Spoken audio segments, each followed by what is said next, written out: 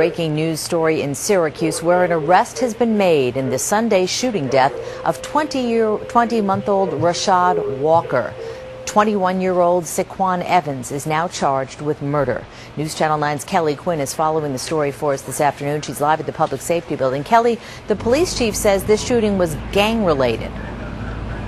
Yeah, Christy, that's exactly what Chief Fowler is saying. It turns out that Rashad's father, Rashad Sr., is a member of the 110 gang, and the suspect who was arrested, Saquon Evans, is a member of Bricktown. And apparently the shooting of the baby was actually in retaliation of a shooting that occurred last Friday. That's when former Henniker's standout athlete Kahari Blue was shot.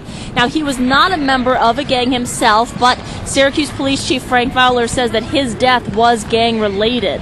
Then on Sunday, 21-year-old Saquon Evans was out patrolling, police say, looking for members of the 110 gang. Rashad Walker Sr. had stopped his car on Coolidge Avenue. He was at the tailgate fixing something. Police say Evans rolled up, jumped out of his vehicle, and fired at Walker and also into the car, and that's when he hit the baby in the head with a bullet. Every victim is a tragedy. This is one that speaks to all of us in our community, because all of us know somebody who has a child or has somebody who has a 21-year-old child. It is an unspeakable horror to think that somebody would pull a gun up and shoot and kill an innocent child like that.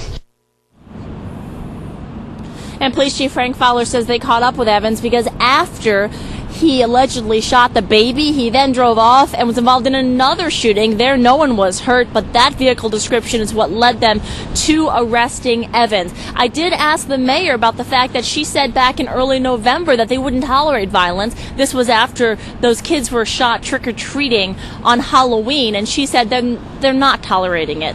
The fact that they made an arrest 48 hours after a shooting, she said, was a record. Despite the holiday, they persevered, and they do have this person in custody. They say that because it was gang-related, he was out on the streets motivated to shoot somebody, and that's what happened. But she does want the community to continue to step up. She says if someone had just told them that Evans, who by the way is on parole for another shooting years ago, if anyone had told them that this parolee had possession of a gun, they could have stopped this tragedy from ever happening.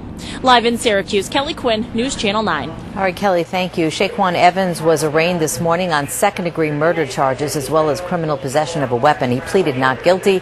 Evans was sent to the Justice Center without bail. He's scheduled for a preliminary hearing on Friday. Well,